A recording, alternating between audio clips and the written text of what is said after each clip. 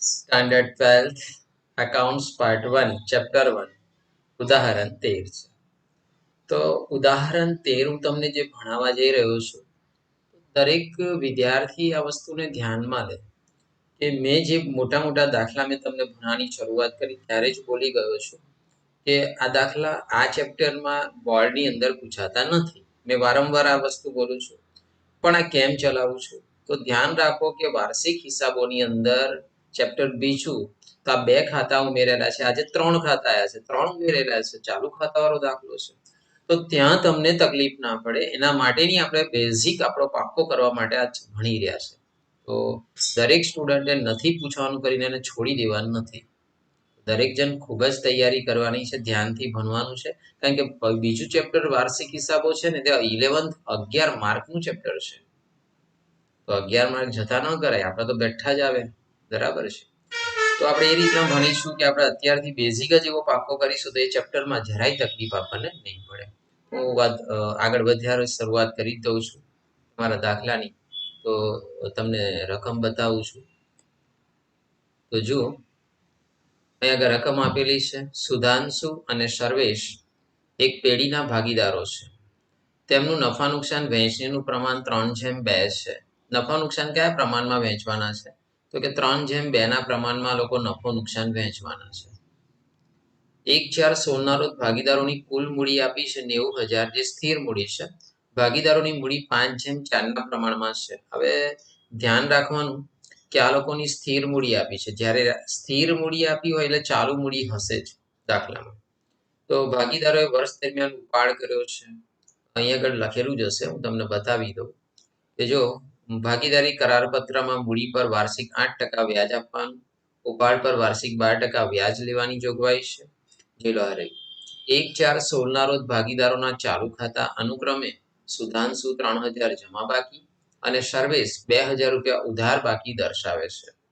તો હું તમને સાથે સાથે વારંવાર બોલતો રહું છું કે કેટલીક વખત તમારે એવો પ્રશ્ન પૂછાતો હોય ઓબ્જેક્ટિવ ટૂંકા પ્રશ્નમાં, તો તમે ગુજવાઈ જતા હોય, તો ચાલુ ખાતાની કઈ બાકી હોય એવો ક્વેશ્ચન હોય, તો ચાલુ ખાતાની જમા બાકી પણ હોઈ શકે અને ઉધાર બાકી પણ હોઈ શકે.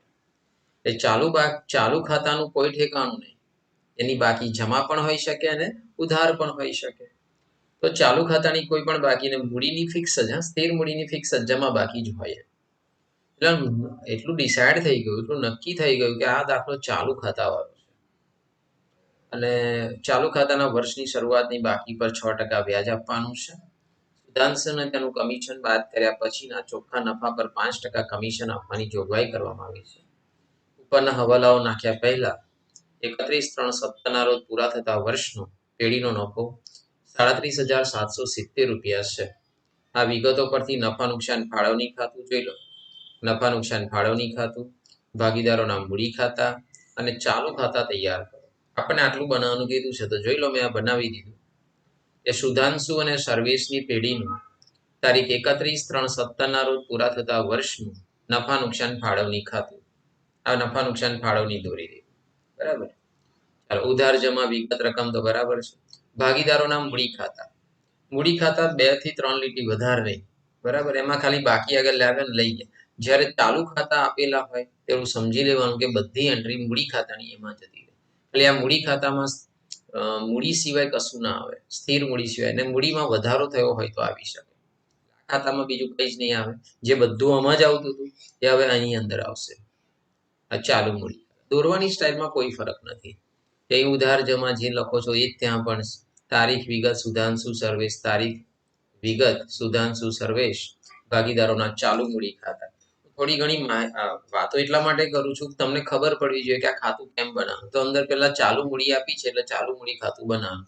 જ્યારે ચાલુ મૂડી ખાતું તમે બનાવો ને ત્યારે યાદ રાખવાનું કે સ્થિર મૂડી ખાતું બનાવીને એને બંધ કરી દેવાનું.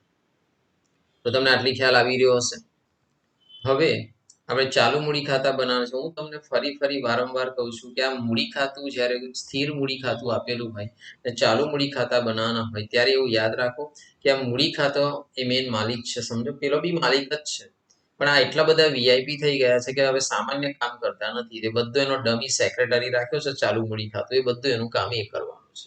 બાકી અહીંયા જે જમા લખતા હતા મૂડીનું વ્યાજ, તો ચાલુ મૂડીમાં બી જમા જ લખવાનું છે.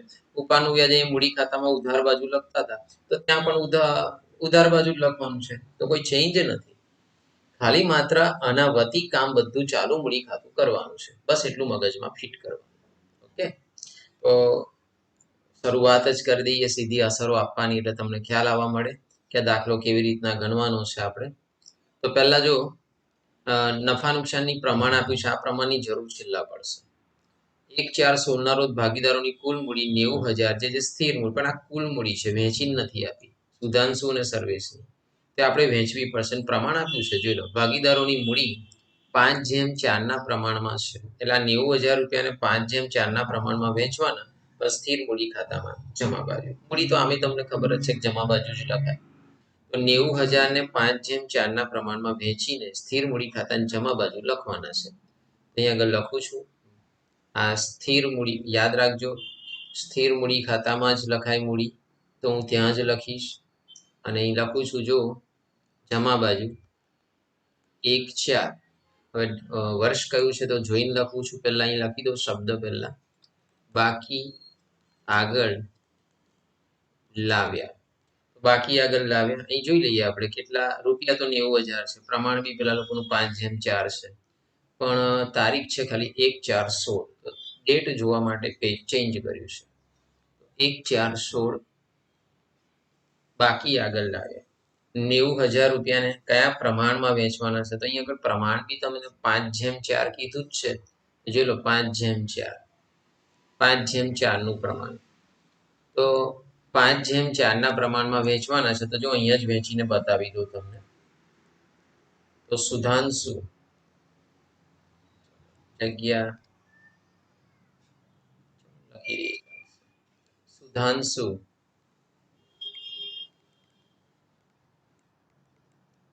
90,000 ગુણ્યા 5/4 છે, તો 5/9. 9 કીધા ખબર પડી ગઈ છે, 5/4, તો 5 ને 4 કેટલા થાય? 9. તો બોલો, આના ભાગે 50,000 રૂપિયા આવશે. એટલે 90,000 ગુણ્યા 5 ભાગ્યા 9 કરશો તો 50,000. ચાલો, સુધાંશુ પછી સર્વેશ. એકચ્યુઅલમાં આની ગણતરી આ ના કરો તો ચાલે, તમને ખ્યાલ આવી જતો હોય, ડાયરેક્ટ પણ કરી શકો, આની જરૂર નથી. 90,000 ગુણ્યા 4/9, તો 40,000 રૂપિયા આવશે.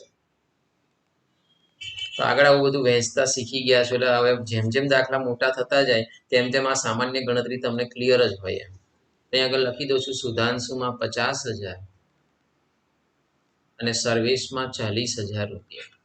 તો મૂડીની તો જમા બાકી હોય એ દરેકને ખબર જ છે, તો જમા બાજુ આપણે લખી દેવાનું. તો આ બાકી આગળ લાવ્યા પતી. હવે આ ખાતામાં જો વધારાની મૂડી લાવ્યા હોય તો જ અસર આવે, બીજી કોઈ અસર જ ના આવે. હું તો એવું માનું છું કે કેટલીક વાર બાળકો આ ખાતું ખુલ્લું રાખ્યું તો ભૂલ કરે. હા, આખો દાખલો વાંચી કાઢો, પરફેક્ટ વાંચ્યો છે, કોઈ જ વધારાની મૂડી આવતી નથી, તો હું તો ખાતું પછી બંધ જ કરી દઉં. તો ખાતું બંધ કરી દઉં, કારણ ખાતું ખુલ્લું હશે ને તો તમારું ધ્યાન જયા કરશે કે અસર ભૂલમાં બી આપી દેવાશે. પણ જો અહીં ખાતું જ બંધ કરી દીધું હશે તો ખબર પડી જશે કે આમાં તો કોઈ એન્ટ્રી આપવાની જ નથી આપણે. તો 50,000 અને 40,000 બંને સાઈડના ટોટલ થઈ જાય તો 50, 40 લખી દઉં છું. ખરેખર જો આમ બંધ ના થાય તમારાથી, પણ પહેલા છેલ્લા જ બંધ કરાય. પણ અત્યારે હાલમાં આપણને ખબર છે કે એની અંદર કોઈ બીજી એન્ટ્રી આવતી નથી, તો હું લખી શકું છું 50,000. તમે પરફેક્ટ આખો દાખલાની રકમ વાંચી હોય તો જ ખાતું બંધ થઈ શકે, બાકી બંધ ન કરાય. એમાં કોઈ એન્ટ્રી બીજી આવવાની બી ના હોય, વધારાની મૂડી આવી હોય તો જ ત્યાં આગળ આવે. બાકી આગળ લઈ ગયા. લાસ્ટ 1/4/16 છે ને, તો એની લાસ્ટ તારીખ 31/3/17. 31/3/17 બાકી આગળ લઈ ગયા. બસ આવું વાક્ય લખીને આ ખાતું હવે પૂરું થઈ ગયું. આ ખાતા તરફ આપણે જોવાનું નહીં, કે આ પૂરું જ થઈ ગયું. હા, જોવું પડશે, ખાલી મૂડી પર વ્યાજ ગણવાનું હોય તો ખાલી આ રકમ જોવાની, પણ અસર તો બીજે જ આપવાની. ચાલો આપણે આગળ વધીએ. હવે જો અહીં આગળ આપી ગયું, સ્થિર મૂડી 5/4 પ્રમાણમાં વેચી કાઢી. ભાગીદારોએ વર્ષ દરમિયાન નીચે મુજબ ઉપાડ કરેલો છે. તો તમે અત્યાર સુધી ઉપાડ ક્યાં લખતા હતા? તો કે મૂડી ખાતાની ઉધાર બાજુ. પણ મૂડી ખાતાનું કામ કોણ કરવાનું છે? એનો સેક્રેટરી કોણ છે? તો કે ચાલુ મૂડી ખાતું. ચાલુ મૂડી ખાતું એનું બધું કામ કર્યા કરશે, બરાબર છે. એ પોતે હવે કામ નહીં કરે, એનું ખાતું જ મેં બંધ કરી દીધું. તો પહેલા બી મૂડી ખાતામાં ઉધાર બાજુ લખતા હતા, ચાલુ મૂડી એનું કામ કરશે તો પણ લખશે તો ઉધાર બાજુ, સાઈડ ચેન્જ નહીં કરે. તો સુધાંશુએ 1/7/16 રોજ ઉપાડ કર્યો છે.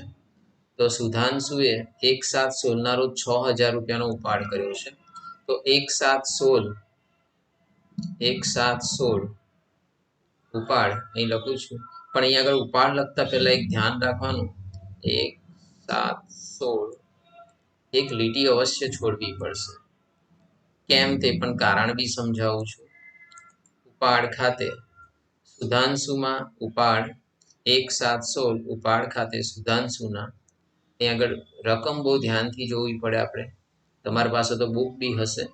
તો સુધાંશુ 1/7/16 6,000 રૂપિયાનો ઉપાડ કર્યો છે. તો અહીં આગળ હું 6,000 લખી દઉં છું સુધાંશુમાં. ચાલો સર્વેશમાં લીટી કેમ છોડવાની તે તમને કહું. ચાલુ મૂડીની બાકી આપી, મેં તમને પહેલા થિયરીમાં સમજાવી દીધું કે ચાલુ મૂડીનું કોઈ ઠેકાણું નહીં. ઉધાર બાકી પણ હોઈ શકે અને જમા બાકી પણ હોઈ શકે. જ્યારે બાકી આગળ લાવ્યા લખવાનું હોય તો જમા બાજુ બી હોઈ શકે અને ઉધાર બાજુ બી હોઈ શકે. તે બંને બાજુ એક એક લીટી છોડીને જ આપણે ચાલુ મૂડી ખાતામાં લખવાની શરૂઆત કરવાની. ચાલો 1/7/16 નો ઉપાડ તો લખી કાઢો. પછી હું એક શબ્દ તો લખી જ દઉં છું, આગળ ઉપાડ જ છે. હવે ખાલી તારીખ અને રકમ જોઈ લઈએ. એટલે અહીં આગળ જો અહીં સર્વેશમાં ડેશ આવશે, અહીં સુધાંશુમાં ડેશ આવશે, કારણ કે સર્વેશે ઉપાડ કર્યો હશે. ખાલી ડેટ જોઈ લઈએ કઈ છે. તો જોઈ શકો સર્વેશે 1/10/16 રોજ 4,000 રૂપિયાનો 1/10/16 4,000 રૂપિયા 1/10/16 1/10/16 અને 4,000 રૂપિયાનો ઉપાડ કર્યો છે. અત્યાર સુધી મૂડી ક્યાં લખતા હતા, ઉપાડ ક્યાં લખતા હતા, તો કે મૂડી ખાતાની ઉધાર બાજુ. ખાલી હવે માત્ર શું તો કે ચાલુ મૂડી ખાતું જ્યારે બનાવ્યું હોય ત્યારે ચાલુ મૂડી ખાતાની ઉધાર બાજુ, બસ આટલો જ ફરક છે. અને જ્યારે ચાલુ મૂડી ના આપી હોય તો પાછું ઓરિજિનલ સ્થાન પર આવી જશે, મૂડી ખાતાની ઉધાર બાજુ આવી જશે ઉપાડ, બરાબર. ચાલો આ ઉપાડ લખી કાઢ્યો, ચાલુ મૂડી ખાતાની ઉધાર બાજુ. સ્થિર મૂડી લખી કાઢી, સ્થિર મૂડી ખાતાની જમા બાજુ. હવે આગળ કન્ટિન્યુ વધતા જઈએ. ભાગીદારીના કરાર પત્રમાં મૂડી પર વાર્ષિક 8% વ્યાજ આપવાનું છે. હવે અહીં આગળ એવું સ્પષ્ટ કીધું કે ભાગીદારી કરાર પત્રમાં મૂડી પર વાર્ષિક 8% વ્યાજ. તો આપણે જનરલી શું બોલતા હતા, મૂડીનું વ્યાજ મૂડીની નીચે, મૂડીનું વ્યાજ મૂડીની નીચે મૂડી ખાતાની જમા બાજુ આપણે લખતા હતા. અહીં આગળ તે વખતે એવું બોલતા હતા શબ્દ કે ભાગીદાર માટે મૂડીનું વ્યાજ આવક કહેવાય એટલે આપણે જમા બાજુ કહેવાય, સુખ કહેવાય એટલે જમા બાજુ લખીએ, એવું બોલતા હતા. પણ સાહેબ તમે બોલો છો કે મૂડીનું વ્યાજ મૂડીની નીચે, પણ આ ખાતું તો બંધ કરી દીધું છે. તો ભાઈ મેં એટલે જ બંધ કરી દીધું છે, કારણ તમે આવું બોલશો લખી કાઢશો. ચાલુ મૂડી ખાતા હોય ત્યારે મૂડીનું વ્યાજ મૂડીની નીચે ના લખાય, બસ આટલું યાદ રાખો. મૂડીનું વ્યાજ મૂડીની નીચે ના લખાય. તો ક્યાં લખાય, તો કે ચાલુ મૂડી ખાતાની જમા બાજુ. તો ક્યાં લખાશે, ચાલુ મૂડી ખાતાની જમા બાજુ. તો ચાલુ મૂડી ખાતાની જમા બાજુ એક લીટી છોડીને હું 31/3/17 ડેટ લખીશ, શબ્દ લખીશ સ્થિર મૂડી પર વ્યાજ. ધ્યાન રાખજો, સ્થિર મૂડી પર વ્યાજ. એ શબ્દ બરાબર ધ્યાનથી સમજાવું છું કે મૂડીનું વ્યાજ મૂડીની નીચે ના લખાય. આમ લખાય આપણે, પણ ચાલુ મૂડી ખાતા હોય ત્યારે બોલવાનું ના લખાય. તો ક્યાં લખાય, ચાલુ મૂડી ખાતાની જમા બાજુ. સાઈડ નથી ચેન્જ કરતો. પહેલા પણ હું મૂડી ખાતાની જમા બાજુ જ લખતો હતો, આજે બી જમા બાજુ જ લખું છું, ખાલી ખાતું બદલાઈ ગયું, ચાલુ મૂડી ખાતું. એ બદલાયું કેમ, તો કે મૂડી ખાતાનું કામ બધું ચાલુ મૂડી ખાતું કરવાનું છે. તો હવે સુધાંશુમાં અને સર્વેશમાં રૂપિયા કેવી રીતના લખવાના, જો આઈડિયા. આ 50,000 છે, તો મૂડી પર કેટલા ટકા વ્યાજ ગણવાનું કીધું છે આપણને, તો કે 8%. તો અહીં આગળ તમારે છે ને રૂપિયા જોવાના. સુધાંશુના રૂપિયા કેટલા છે, 50,000. તો 50,000ના 8% કેટલા થાય, કેલ્સી પર કરવાનું, 50,000 ગુણ્યા 8%, 4,000 રૂપિયા આવશે. અને સર્વિસમાં 40,000 છે, તો 40,000ના 8%, તો ₹3200 એ લખી દઉં છું, ₹3200 ખ્યાલ આવતો હશે. મૂડીનું વ્યાજ મૂડીની નીચે ના લખાય, ચાલુ મૂડી ખાતાની જમા બાજુ લખવાનું છે, કારણ કે એનું સ્પેશિયલ કામ કરવાનો વ્યક્તિ રાખેલો છે. બોલો, 50,000ના 8% 4,000 ને 40,000ના 8% 3200. પહેલાની સિસ્ટમ તો એ હતી. તમે પહેલા શું બે ગાઢ પ્રેમ વાળા ખાતા છે એવું બોલતો હતો. તો હવે ચાલુ મૂડી ખાતાની એન્ટ્રીઓ ફાળવણી ખાતામાં ક્રોસ થશે. બોલો, એક અસર જમા તો બીજી અસર ઉધાર. મૂડીનું વ્યાજ પેઢી માટે ખર્ચ જ કહેવાય. પહેલા એ જ કહેવાતું હતું ને અત્યારે પણ એ જ કહેવાય, બદલાય ના. તો ખર્ચ કહેવાય તો ફાળવણી ખાતાની કે બાજુ ઉધાર બાજુ, અથવા એક અસર જમા તો બીજી અસર ઉધાર. તો સુધાંશુ ને સર્વેશના 4,000 ને 3200 અહીંયા આગળ લખી દઉં છું, ફાળવણી ખાતાની ઉધાર બાજુ. અહીંયા વાક્ય લખું છું, સ્થિર મૂડીનું વ્યાજ, સ્થિર મૂડીનું વ્યાજ એમાં કોણ કોણ વ્યક્તિ છે તો અહીં નામ અહીંયા છે તો જોઈને લખી કાઢું છું, સુધાંશુ અને સર્વેશ. તો કેટલા કેટલા રૂપિયા હતા તો જોઈ લો, અહીં 4,000 હતા ને 3200 હતા. તો 4,000 ને 3200, 4,000, 3,200. તો આ બેનો પ્લસ કરશો તો 4 ને 3 7, 7,200 થશે. 7,200 રૂપિયા થઈ જશે. ચાલો, સ્થિર મૂડીનું વ્યાજ ચાલુ મૂડી ખાતાની જમા બાજુ, બીજી અસર ફાળવણી ખાતાની ઉધાર બાજુ. ચાલુ મૂડી ખાતું જ્યારે નહોતું ત્યારે પણ આપણે અસર અહીંયા જ આપતા હતા, બરાબર છે. ખાલી મૂડીનું વ્યાજ જે મૂડી ખાતાની જમા બાજુ લખતા હતા એની જગ્યાએ ચાલુ મૂડી ખાતાની જમા બાજુ 110% ખબર પડી ગઈ હશે, બરાબર. તો વિશ્વાસ રાખીને આગળ વધું છું, તમને ખબર પડી હશે એવું. ચાલો આગળ વધું છું. ઉપાડ પર વાર્ષિક 12% લેખે વ્યાજ લેવાની જોગવાઈ છે. તો વ્યાજ લેવાની જોગવાઈ કોની? પેઢીની હોય. પેઢી માટે આવક કહેવાય. તો આપણે શું બોલતા હતા પહેલા? ઉપાડનું વ્યાજ ઉપાડની નીચે. તો હું આજે પણ એ જ બોલવાનો છું, હવે નહીં બદલાય. ઉપાડે અમે ઓલરેડી અહીંયા જ લખ્યું છે. તો ઉપાડનું વ્યાજ ઉપાડની નીચે, ભાગીદારો માટે ખર્ચ કહેવાય, એટલે ઉધાર બાજુ લખવાનું. તો લખું છું 31,370 ઉપાડનું વ્યાજ. ઉપાડનું વ્યાજ પણ આને 6,000 રૂપિયા કઈ તારીખે ઉપાડ કર્યો છે? 1/7/16 ઉપાડ કર્યો છે. તો 1/7/16 ઉપાડ કર્યો હોય પણ વર્ષ ક્યારે પૂરું થાય છે? 31,370. તો 1/7/16 થી 31,370 સુધીનું વ્યાજ આ સુધાંશુનું ગણવાનું 6,000. 1/7/16 થી ઉપાડ પર વ્યાજની ગણતરી કરવાની છે. તો પહેલા નામ લખું છું, સુધાંશુ. સોરી, ઉપાડના વ્યાજની ગણતરી.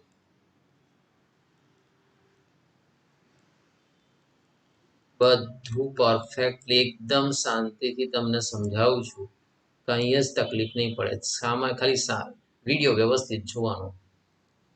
હવે જો ઉપાડના વ્યાજની ગણતરી, એમાં પહેલું છે સુધાંશુ. સુધાંશુએ અંદર ઉપાડ કર્યો છે. અહીં આગળ જો 1/7/16, 1/7/16. તો 1/7/16 ઉપાડ કર્યો છે અને વર્ષ પૂરું થાય છે 31,370, બરાબર. અને રૂપિયા બી જોઈ શકો, એને કેટલા રૂપિયાનો ઉપાડ કર્યો છે? 6,000. તો 6,000 રૂપિયાનો ઉપાડ કર્યો છે, તો અહીં રૂપિયા બી લખી દઉં છું 6,000. હવે ખાસ આપણે એના મહિના ગણીએ તો તમે મહિના ગણીએ તો કેટલા મહિનાનું વ્યાજ ગણવાનું થાય? તો 1/7/16 ઉપાડ કર્યો તો 7મા મહિનાના પહેલે જ દિવસે પૈસા ઉપાડી ગયો એટલે 7મા મહિનાનું વ્યાજ ગણાય. તો 7, 8, 9, 10, 11, 12, 13 ના આવે. હા, 1, 2 અને 3. તો તમે આમ ગણશો ને તો 1, 2, 3, 4, 5, 6, 7, 8 ને 9. તો ટોટલ 9 મહિનાનું વ્યાજ ગણવાનું થશે. એને 9 મહિના પેઢીના પૈસા વાપર્યા, 6,000 રૂપિયા. તો 6,000 પર વ્યાજ ગણવાનું છે. ચાલો, તો અહીં લખું છું ગણતરી. 6000 ગુણ્યા ઉપાડ પર કેટલા ટકા વ્યાજ ગણવું તે પાછું આપણે જોવું પડે અંદર. તો જોઈ શકો ઉપાડ પર વાર્ષિક 12% વ્યાજ ગણવાનું છે. અહીં લખેલું છે 12%. 12% વ્યાજ ગણવાનું છે ગણતરીમાં. તો 6000 ના 12%, ટકા હોય તો છેદમાં શું લખાય? 100 ગુણ્યા 9 મહિના છે તો મહિના હોય તો છેદમાં શું લખાય? તો કે 12. તો આનું ગણતરી કરશો તમે તો આ 12 ઉડી જશે, પછી આ 2 0 પણ ઉડી જશે. તો આ 60 વધે છે ને અહીં 9 વધે છે. તો 60 ગુણ્યા 9 તો 9 × 6 540 રૂપિયા. તો ઉપાડનું વ્યાજ 540 રૂપિયા અહીં જે આવ્યું તો હું પ્રેમથી અહીં આગળ લખી દઈશ. પહેલા ઉપાડનું વ્યાજ સુધાંશુનું 540 રૂપિયા. હવે આપણે કોની ગણતરી કરવાના? સર્વેશની. તો સર્વેશે કઈ તારીખે ઉપાડ કર્યો છે? 1/10/16. કેટલા રૂપિયાનો? 4000. તો જો આપણે એ ગણતરી કરીએ સર્વેશની. સર્વેશ 4000 રૂપિયાનો ઉપાડ, બરાબર ફિગર જોઈ જ લેવાની. જો 4000, તારીખ ડેટ કઈ છે એની? 1/10/16. તો 1/10/16 તો યાદ રાખો 1/10/16 ઉપાડ કરે 1/10/16 અને વર્ષ પૂરું થવાની ડેટ કઈ છે? તો કે 31/3/17. એ ફાઇનલ છે, એ ચેન્જ ના થાય. એ વર્ષ ગમે ત્યારે તમે 1 મહિના પહેલા બી ઉપાડ કર્યો તો એ વર્ષ તો 31/3/17 પૂરું થઈ જ જાય. મને કહો 1/10/16 થી 31/3/17 ગણશો તો કયા કયા મહિના ગણાશે? તો કે જો 10મા મહિનાની પહેલી તારીખ છે એટલે 10મો ગણાશે, 11મો ગણાશે, 12મો ગણાશે, પહેલો, બીજો અને ત્રીજો. આમ ટોટલ 1 2 3 4 5 ને 6 મહિનાનું વ્યાજ સર્વેશે ભરવાનું થશે, ચૂકવવાનું થશે. તો 4000 ના ગણતરી લખી દઉં છું. 4000 ના 12% આપણે આગળ જોયેલા છે. તો 12% છેદમાં શું લખવાના? 100 ગુણ્યા 6 મહિના છે તો 6 ના છેદમાં કેટલા લખી દેવાના? 12. 12 ઉડી જાય, 0 0 ઉડી જાય. 40 ગુણ્યા 6 કરશો તો 6 ચોક 24. તો 240 રૂપિયા. 240 રૂપિયા સર્વેશનું ઉપાડનું વ્યાજ આવ્યું. તો અહીં આગળ 240 લખી દો.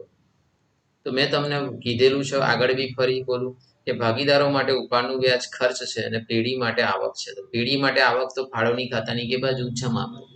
કાં તો એક અસર ઉધાર તો બીજી અસર જમા. ઓલા મેથડ પછી એક અસર ઉધાર તો બીજી અસર જમા. તો અહીં આગળ એ લોકોના નામ લખી દેવાનું. એક લીટી છોડું છું, લખું છું ઉપાડનું વ્યાજ. તો ઉપાડનું વ્યાજ શબ્દ લખીને હું અહીં નામ લખું છું સુધાંશુ. સુધાંશુ ને અહીંયા લખું છું સર્વેશ. ફિગર તો જોવી પડશે કેટલી હતી તે. ત્યાં આગળ આપણે ગણેલી જ છે ફિગર. જો 540 છે અને 240 છે. 540 ને 240. 540 240. પછી આ બેનો સરવાળો આ ઇનરમાં લખ્યું, પછી આઉટરમાં કાઢી નાખો. 780. ચાલો, ઉપાડનું વ્યાજ ઉપાડની નીચે ચાલુ મૂડી ખાતાની ઉધાર બાજુ લખી કાઢ્યું અને બીજી અસર ફાળવણી ખાતાની જમા બાજુ. ફાળવણી ખાતાની જમા બાજુ કેમ? તો પેઢી માટે આવક છે. અને ચાલુ મૂડી ખાતાની ઉધાર બાજુ કેમ? તો કે ભાગીદાર માટે ખર્ચ છે. અને ત્યાં ચાલુ મૂડી ખાતામાં કેમ? તો કે તમને ખબર પડી ગઈ કે મૂડી ખાતું બીજું કોઈ કામ કરવાનું નથી, રિટાયર્ડ થઈ ગયું. સમજો, રિટાયર્ડ થઈ ગયું. ચાલો આગળ વધુ. સ્ટેપ બાય સ્ટેપ બધી જ અસરો આપણે આપીશું, એમાં કોઈ જ મિસ્ટેક નહીં. પછી છે 1/4/16 રોજ 1/4/16 રોજ ભાગીદારોના ચાલુ ખાતા અનુક્રમે સુધાંશુ 3000 જમા બાકી અને સર્વેશ 2000 રૂપિયા ઉધાર બાકી દર્શાવે છે. હું તો પહેલા એ લખું છું કે જો મને પહેલા જમા બાકી દેખાય તો હું જમા બાકી જ લખીશ. તો 1/4/16 રોજ ચાલુ ખાતાની 1/4/16 એટલે પહેલો દિવસ છે, પણ એકની જમા છે અને એકની ઉધાર છે. તો સુધાંશુની જમા બાકી છે 3000 અને સર્વેશની ઉધાર બાકી છે 2000. તો હું પહેલા તો ચાલુ મૂડી ખાતામાં જતો રહું છું. ચાલુ મૂડી ખાતામાં, તો ચાલુ મૂડી ખાતામાં પહેલા જમા અને ઉધાર બંને બાજુ બાકી છે શરૂઆતની. તો બંને બાજુ લખવાનું છે. તો અહીં લખું છું પહેલા 1 4 16 શબ્દ મૂડી ખાતા જેવું જ લખવાનું હા અહીંયા. બાકી આગળ લાવ્યા અને આ બાજુ બી તમારું ઉધાર બાજુ બી શબ્દ એ જ લખવાનો 1 4 16 અને ઉધાર બાજુ લખવાનું બાકી આગળ લાવ્યા. શબ્દ તો એકદમ ક્લિયર આ લખી જ દેવાનું. હવે શું કરવાનું, કયા જેની જે બાકી હોય તે સાઈડ લખવાના છે પૈસા. એ સિમ્પલ તમને ખ્યાલ આવી જશે. મેં તમને આગળ બતાવ્યું, કીધું પણ ખરું. જો સુધાંશુના 3000 જમા બાજુ છે. સુધાંશુમાં હું 3000 જમા બાજુ લખી દઉં છું. તો જો સુધાંશુ જમા 3000, તો અહીં આગળ 3000 રૂપિયા લખી દઉં છું. તો સર્વિસની બાકી ઉધાર જ છે અને કોઈ નક્કી નહીં હોતું. હા, બે જમા હોઈ શકે, બે ઉધાર હોઈ શકે, એક જમા એક ઉધાર, એક ઉધાર એક જમા. એટલે ચાલુ મૂડી ખાતાનું કોઈ ઠેકાણું નહીં. બાકી આગળ લેવા બંને બાજુ પણ હોઈ શકે. ચલો સર્વિસની અહીં સુધાંશુમાં તો ડેશ જ આવશે. હવે સર્વિસની બાકી એકલી ચેક કરી લઈએ આપણે. ચલો સર્વિસની 2000 રૂપિયા ઉધાર બાકી બતાવે છે. તો સર્વિસની 2000 રૂપિયા ઉધાર બાકી છે. અહીં આગળ સર્વિસમાં હું 2000 રૂપિયા લખી દઉં છું. 2000 રૂપીસ કમ્પ્લીટ અહીં આગળ લખી. તો સ્ટેપ બાય સ્ટેપ ધીમે ધીમે દાખલો આપણો જોઈ તમે આગળ વધી રહ્યો છે. ચાલો પછી એ પણ લખાઈ ગયું. હવે અંદર શું કીધું, ચાલુ ખાતાની વર્ષની શરૂઆતની બાકી પર 6% વ્યાજ ગણવાનું છે. તો ચાલુ ખાતાની શરૂઆતની બાકી પર વાર્ષિક 6% વ્યાજ ગણવાનું.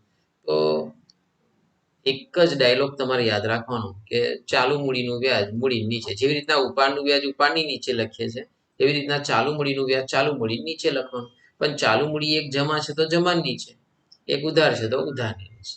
ત્યાં આગળ લખું છું 31/3/17 ચાલુ મૂડી પર વ્યાજ, ચાલુ મૂડીનું વ્યાજ. તો ચાલુ મૂડી પર 6% વ્યાજ, તો 3000 છે. તો કેલ્સી પર તમારે કરવાનું 3000 ગુણ્યા 6 અને ટકાનું બટન દબાવી દેવાનું. 180 રૂપિયા આવશે. અને અહીંયા આગળ નથી મૂડી એટલે અહીંયા આગળ ડેશ કરી દેવાનું. ચાલુ મૂડીનું વ્યાજ સુધાંશુનું 180 અને એ જ રીતના પણ આની અસર બી અને અહીં આગળ છે ને લખી દઈએ. ચાલો આ 2000 સર્વિસનું છે તો આ બાજુ બી 31/3/17 લખી દઉં છું. શબ્દ લખી દઉં ચાલુ મૂડીનું વ્યાજ, ચાલુ મૂડીનું વ્યાજ. તો ચાલુ મૂડીનું વ્યાજ આપણે સુધાંશુમાં તો અહીં છે જ નહીં મૂડી, તો અહીં ડેશ કરી દઈશું. અને 2000 કેટલા ટકા છે અંદર 6%, એટલે કે 3000 ના 6%, 6 × 18 180 કર્યા તો 2000 6% 120 થશે. આ તો માત્ર થઈ એક અસર, પણ એની બીજી અસર તો આપવાની છે. તો આની મૂડી જમા હતી એટલે એને માટે આવક હતું વ્યાજ, એટલે એને જમા બાજુ લખ્યું. પેઢી માટે ખર્ચ બનવાનું એટલે ઉધાર. કશી ખબર ના પડે તો પછી બેસ્ટ શું બે બોલો, એક અસર જમા તો બીજી અસર ફાળવણી ખાતાની ઉધાર, પછી એક અસર ઉધાર તો બીજી અસર ફાળવણી ખાતાની જમા. સિદ્ધાંત શીખવો જરૂરી છે, પણ છતાં ન ખ્યાલ આવે તો સિમ્પલ સિસ્ટમ છે. અને આની મૂડી ઉધાર હતી એટલે એના માટે આ મૂડીનું વ્યાજ ખર્ચ કહેવાય એટલે ઉધાર બાજુ લખ્યો.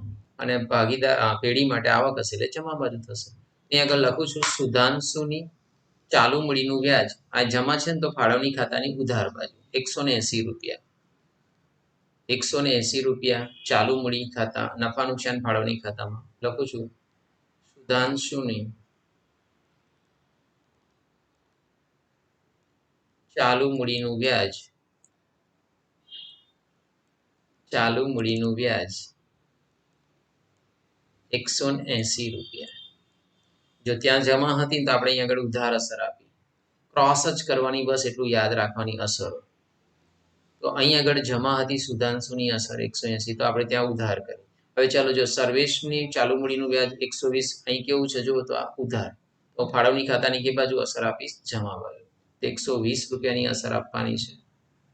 120 રૂપિયા હું બહાર લખી દઉં પહેલા, ફિગર ભૂલી ના જવાય. ચાલો સર્વિસની ચાલુ મૂડીનું વ્યાજ, સર્વિસની ચાલુ મૂડીનું વ્યાજ. તમારા વાર્ષિક હિસાબોના સમ્સ બહુ જ પાક્કા થઈ જશે. તમે આ કમ્પ્લીટ શીખી લો. ચાલુ મૂડીનું વ્યાજ 120 રૂપિયા. હવે ચાલો એ તો પતી ગયું કામકાજ. હવે આપણે આગળ વધીએ કે સુધાંશુને તેનું કમિશન બાદ કર્યા પછીના ચોખ્ખા નફા પર 5% કમિશન આપવાની જોગવાઈ છે. તો કમિશન આપ્યા બાદ તમને યાદ હોય તો સૂત્ર નાના દાખલાઓની અંદર આપણે ગણતા હતા તે સૂત્રની મદદથી અથવા ત્રિરાશી મૂકીને આપણે પછી કરીશું, હમણાં નહીં થઈ શકે. પછી છે ઉપરના હવાલાઓ નાખ્યા પહેલા 31/3/17 રોજ પૂરા થતા વર્ષનો પેઢીનો નફો 37,770 રૂપિયા છે. તો 37,770 નફો છે. 37,770 નફો ફાળવણી ખાતાની જમા બાજુ 37,770. અહીંયા લખી દઉં છું ચોખ્ખો નફો 37,770. ચાલો હવે આપણે ટોટલ મારવાની શરૂઆત કરીએ. એક એન્ટ્રી બાકી છે, હા, પણ સર ટોટલ કરવા પડશે તો જ એન્ટ્રી આવશે, બાકી આપણે નહીં આપી શકીએ. તો જો 37,770 પ્લસ 780 પ્લસ 120 38,670 આવે છે. 38,670 હું લખી દઉં છું. હવે તો જો મેં ટોટલ લખી દીધું 38,670, અહીંયા પણ લખી દીધું 38,670. હવે 38,670 લખ્યા પછી એમાંથી 7200 માઇનસ કરો. હું જે કહું છું કેલ્સીમાં એટલું કામ કરજો તો તમને કોઈ જ તકલીફ નહીં પડે. 38,670 માઇનસ 7200 માઇનસ 180 એટલે 31,290 આવશે. આ 31,290 આવશે તો તમે નફો નહીં લખી શકો. ખાલી રફલી તમને યાદ રહે એના માટે લખું, તમારે લખવાનો બી નથી. હા, 31,290 અહીંયાથી બી મારે કાઢવાનું છે, પણ તમને ખાલી યાદ રહે એટલા માટે કે આ ફિગર છે. પણ અંદર એક આપણે વાક્ય હતું કે કોને કમિશન આપવાનું છે. તો જો અહીં આગળ વાક્ય લખ્યું છે, તો અહીં આગળ એક વાક્ય રચના છે કે સુધાંશુને તેનું કમિશન બાદ કર્યા પછીના ચોખ્ખા નફા પર 5% કમિશન આપવાનું. તો આવું વાક્ય જ્યારે આવતું હતું ત્યારે આપણે કયા સૂત્રનો ઉપયોગ કરતા હતા તે હું તમને બતાવું. જો અહીંયા આગળ આપણે લખીએ, જ્યારે પણ આપણે આવો શબ્દ લખતા હતા તો સુધાંશુનું કમિશન, આપણે કેવું સૂત્ર લખતા હતા. નાના દાખલાનું બી રિવિઝન થાય એમાં. સુધાંશુને મળતું કમિશન અથવા મળેલ કમિશન બરાબર નફો કમિશન પહેલાનો, બરાબર નફો કમિશન પહેલાનો ગુણ્યા કમિશનના ટકા છેદમાં શું લખતા હતા 100 પ્લસ કમિશનના ટકા. તો નફો કયો? કમિશન પહેલાનો. તો કમિશન પહેલાનો નફો આપણે હમણાં લાયા, તો આ નફો તમને લાયા ને, જો આ કેટલો લાયા 31,290. કારણ કે કમિશન જો દેખાય છે તમને ગણેલું, તો કમિશન પહેલાનો નફો કહેવાય. તો 31,290. તો આ 31,290 જે નફો આવ્યો ને, 31,290 બી નફો કીધા તો જમા સાઈડનું ટોટલમાંથી ઉધાર સાઈડનું માઇનસ કર્યું 31,290. નફો લખી દઉં 31,290. કમિશન કેટલા ટકા છે? 5. છેદમાં શું કરવાનું 100 પ્લસ 5. તો 31,290 ગુણ્યા 5 ના છેદમાં 105. તો તમારો જવાબ આવી જશે 31,290 ગુણ્યા 5 ભાગ્યા 105 કરી દેશું તો 1,490 રૂપિયા કમિશન આવી જશે. તો આવી ગણતરી કેમ કરવી પડી? ખબર પડી ગઈ ભાઈ કે કમિશન બાદ કર્યા પછીનો નફો. હવે આ કમિશન બાદ કર્યા પછીનો નફો આપણી પાસે છે ને, તો આપણે નાના દાખલા ગણતી વખતે આ સૂત્ર લખતા હતા કે સુધાંશુને મળેલ કમિશન. તો જો આપણે તમે મોટા દાખલા નથી ગણવા એવું કરો તો જો આની અંદર રિવિઝન પણ થયું આપણે. તો એક નફો 31,290 લાયા જમા શેરમાંથી ઉધાર શેરનું બાદ કરીને. કમિશનના ટકા આપણી પાસે 5 છે અને 100 પ્લસ ટકા એવું કરીને આપણે લખ્યું 1,490. અથવા 83 મૂકીને બી તમે 83 મૂકો તો 105 એ 5 રૂપિયા કમિશન. 31,290 એ કેટલા? એવી 83 પણ મૂકી શકો. તો 31,290 ગુણ્યા 5 ભાગ્યા 105 કરશો તો 1,490 રૂપિયા આવશે. સુધાંશુને કમિશન આપવાનું છે. કોણ આપશે? પેઢી. પેઢી સુધાંશુને કમિશન આપશે તો પેઢી માટે શું કહેવાય? ખર્ચ. તો પેઢી માટે ખર્ચ કહેવાય તો ક્યાં લખાય? ફાળવણી ખાતાની ઉધાર બાજુ. એ ફાળવણી ખાતાની ઉધાર બાજુ 1,490 રૂપિયા સુધાંશુનું કમિશન.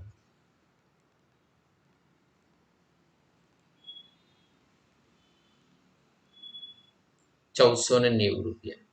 બોલો, એક અસર ઉધાર તો બીજી અસર જમા, તો ચાલુ મૂડી ખાતામાં જ આપવાનું, કારણ કે મૂડી ખાતા જમા મૂડીમાં તો આપી નહીં શકતા.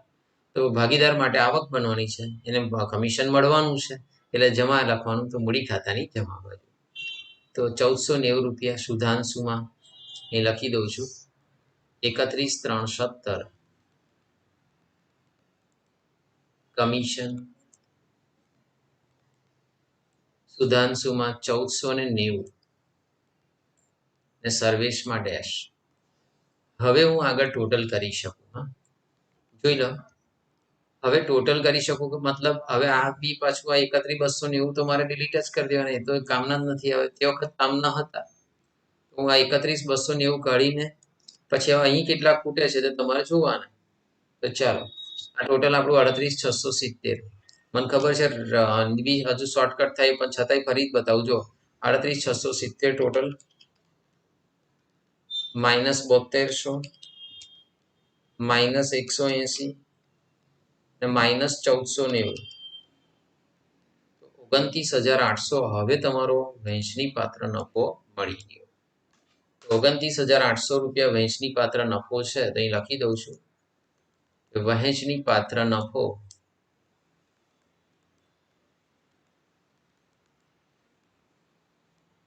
અહીં લખી દઉં છું. નામ સુધાંશુ. ભાઈ, વિડીયો કેટલી મિનિટનો છે, વધારે બહુ મોટો છે, એવું બધું નહીં જોવાનું. કેટલું અંદર ઊંડાણમાં સમજાયું છે, કેટલી સમજ પડે છે તે ધ્યાનમાં લેવાનું. ઓકે ને? 29,800 ને કયા પ્રમાણમાં નફા નુકસાનનું પ્રમાણ અહીં આગળ આપેલું છે. જોઈ લો, પહેલા જ આપણે શરૂઆતમાં અંડરલાઈન કરી છે. નફા નુકસાનની વહેંચણીનું પ્રમાણ 3:2 છે. 3:2 એટલે 3 ને 2 કેટલા થાય? 5 થાય. તો અહીં આગળ કેલ્સી પર ડાયરેક્ટ ગણતરી કરું છું. જોઈ લેજો. 29,800 ગુણ્યા 3/5. 3:2 એટલે 3 ને 2 5 થાય. એટલે 29,800 ગુણ્યા 3/5 તો 17,880 આવશે. અહીં આગળ લખી દઉં છું. 17,880. અને આ બીજી ગણતરી કરવાની. 29,800 ગુણ્યા 2/5 તો 11,920 આવશે. 29,800 ને 3:2 ના પ્રમાણમાં વેચ્યા, તો 29,800 ગુણ્યા 3/5, 29,800 ગુણ્યા 2/5, આ રકમ મળી ગઈ. બોલો, એક અસર ઉધાર તો બીજી અસર જમા. તો આ ક્યાં લઈ જવાનું? ઉધાર તો બીજી અસર જમા, પણ કયા ખાતામાં? તો કે ચાલુ મૂડી ખાતે. અહીં લખી દઉં છું. ચાલુ મૂડી ખાતે. તો વહેંચણી પાત્ર નફો ચાલુ મૂડી ખાતે લઈ ગયા ભાગીદારોના ચાલુ મૂડી ખાતે. સુધાંશુ અને સર્વેશ. તો ચાલુ મૂડી ખાતાની જમા બાજુ 17,880 ને 11,920. 17,880 17,880 અહીં આગળ લખું છું.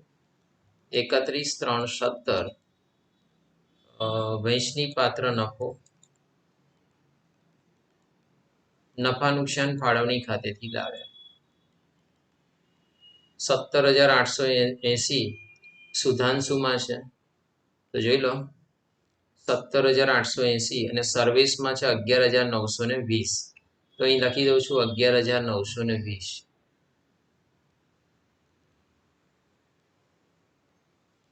ચાલો, બધી અસરો એક ઉધાર એક જમા બધી અસરો આપતા ગયા. હવે ચાલુ મૂડી ખાતાનું તમને ખબર જ પડી ગઈ છે કે કોઈ ઠેકાણું હતું નથી. તો ટોટલ મારતી વખતે શું ધ્યાન રાખવાનું કે પહેલા જોઈ લેવાનું કે કઈ સાઈડનું વધારે થાય છે. આમ નજર મારો તે સુધાંશુમાં 3 ને 4 7,000 છે. પછી જો આ 17,880 જો એટલા થાય છે, આ બાજુ નથી થતા. તો સ્વાભાવિક છે કે જમા સાઈડનું ટોટલ વધારે થાય છે સુધાંશનું. તો પહેલા જો આ 3,000 હું ટોટલ મારું છું. ચાલો, 3,000 પછી 4,000 પછી 180 પછી 1,490 પછી 17,880 તો 26,550 ટોટલ થાય છે. 26,550 આ ટોટલ. અહીંયા પણ હું લખી દઉં છું 26,550. 26,550 માંથી આ 6,000 માઇનસ કરવાનું, પછી 540 માઇનસ કરવાનું. તો અહીંયા આગળ 20,010 ખૂટે છે. અહીં આગળ લાસ્ટ ડેટ લખવાની 31/3/17 અને બાકી આગળ લઈ ગયા.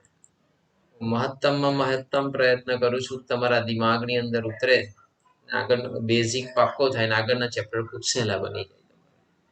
તો 20,010 આવે છે. હવે એ જ રીતના આપણે આનું ટોટલ કરી જોઈએ. જો આ બાજુ 11,920 અને 32 એટલે 11 12 14,000 15,000ની આજુબાજુ થાય છે. જો આ 4 ને 2 6,000ની આજુબાજુ થાય. તો જમા સાઈન ટોટલ વધારે થાય છે એટલે હું જો પહેલા લખું છું 3200, તો 3200 પ્લસ 11,920 તો 15,120 ટોટલ થાય છે. લખી દઉં છું 15,120.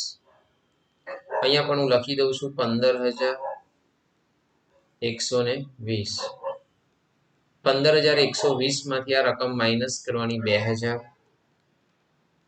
પછી માઇનસ કરવાના 4,000, પછી માઇનસ કરવાના 240 અને પછી માઇનસ કરવાના 120. અહીંયા ખૂટે છે 8,760. કોઈને આ રીતના મેં બોલી રીતના માઇનસ ના કરવા હોય તો પણ એ શું કરી શકાય, 1 2 3 ને 4 રકમનો સરવાળો કરી દેવાનો અને 15,120 માંથી માઇનસ કરી દે તો પણ ચાલે. તો દરેક વિદ્યાર્થીને આ દાખલાની અંદર કમ્પ્લીટ ખ્યાલ આવી ગયો હશે, કારણ કે પૂરેપૂરી સમજ આપી છે. અને તમને ખ્યાલ ન આવે તો વિડીયો 1 કે 2 વખત જુઓ, પણ 100% ખબર પડશે. ન ખબર પડે તો આના જેવો બીજો બી દાખલો મેં સ્વાધ્યાયમાં પાછો ગણાયો હશે, તો એની બી પ્રેક્ટિસ કરો. ધીમે ધીમે દાખલો ખબર પડતી જાય, કારણ આ પહેલી વાર આવ્યું છે. આપણે આ ચાલુ મૂડી ખાતું આપણા માટે પહેલું, મૂડી ખાતું બી પહેલી વાર આવ્યું છે. તો ખાલી તમારે શું યાદ રાખવાનું છે કે જ્યારે ચાલુ મૂડી ખાતાવાળો દાખલો હોય ત્યારે મૂડી ખાતામાં જે જે એન્ટ્રીઓ આપતા હતા તે બધી ચાલુ મૂડી ખાતામાં આપવાની છે. બધો રોલ હવે ચાલુ મૂડી ખાતું એનો ભજવવાનો છે, એવું યાદ રાખો. બરાબર, મૂડી ખાતાનું બધું જ કામ ચાલુ મૂડી ખાતું કરવાનું છે. તો દરેક વિદ્યાર્થીને આ દાખલાની અંદર કમ્પ્લીટ ખ્યાલ આવી ગયો હશે એ હું સમજુ છું. તો એક આપણે મિતેશ ક્લાસીસની એપ બનાવેલી છે. તો યુટ્યુબ પર આ વિડીયો તમે જ્યારે જુઓ કે ગમે ત્યાં જુઓ તો આપણે મિતેશ ક્લાસીસની એપ આપણી ડિસ્ક્રિપ્શનમાં લખેલી હશે, એની લિંક મૂકી હશે. તો ડાઉનલોડ કરી લેવી, જેને ન કરી હોય તો મિતેશ ક્લાસીસની એપ. ઓકે, તો ઓલ સ્ટુડન્ટને કમ્પ્લીટ સમજ પડી હશે એવું સમજુ છું. તો ઓલ સ્ટુડન્ટને મિતેશ ક્લાસીસ તરફથી થેન્ક યુ વેરી મચ.